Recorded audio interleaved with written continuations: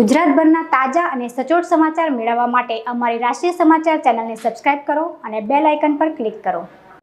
સુરત મહાનગરપાલિકાની આરોગ્ય વિભાગની ટીમ દ્વારા આજે શહેરના 8 ઝોનની અંદર મીઠાઈ વિક્રેતા અને માવા વિક્રેતાઓને ત્યાં જઈને સેમ્પલ લેવાનું શરૂ કરાયું હતું।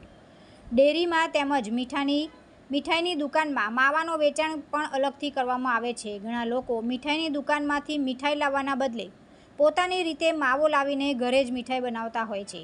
આરોગ્ય વિભાગ દ્વારા માત્ર માવાનું વેચાણ કરતા હોય તેવા સ્થળ ઉપર જઈને અને ડેરી તેમજ મીઠાઈની દુકાને પણ માવાના સેમ્પલ લીધા હતા।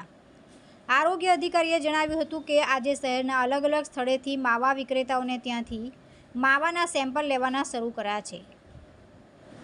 લેવામાં આવેલા સેમ્પલને પબ્લિક હેલ્થ લેબોરેટરીમાં મોકલવામાં આવે છે। સામાન્ય રીતે 14 દિવસમાં માવાની ગુણવત્તા અંગેનો રિપોર્ટ આવી જાય છે, છતાં અમે આગ્રહ કર્યો છે કે 14 દિવસ કરતાં વધુ ઝડપથી આ રિપોર્ટ આપવામાં આવે, જેથી કરીને જે પણ સેમ્પલમાં ભેળસેળ જણાય તેની સામે કાર્યવાહી કરી શકાય। Jagdish Salunke chief food safety officer. Sir आज कई जगह पर શું કામગીરીમાં આપ બધા ઉપસ્થિત છો આખી ટીમ સાથે?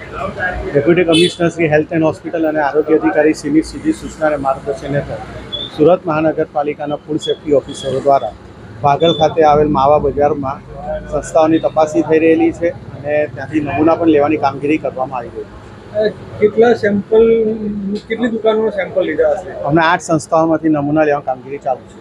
સર કેટલા સમયમાં આનો રિપોર્ટ આવી જશે? આમ તો 14 દિવસમાં રિપોર્ટ આવતો હોય છે, પણ આપણે ફૂડ એનાલિસ્ટ સાહેબને જલ્દી રિપોર્ટ આપવા જણાવ્યું છે। સર આનાથી લોકોને શું અવેરનેસ માટેની વાત કરશો? અને જે બી તમે લો ત્યારે એની પર ધ્યાન રાખવું કે વસ્તુ કેવી એ જગ્યાએ વેચાય છે, હાઇજેનિક છે કે નહીં। તુલસી શર્મા સાથે રાષ્ટ્રીય સમાચાર સુરત।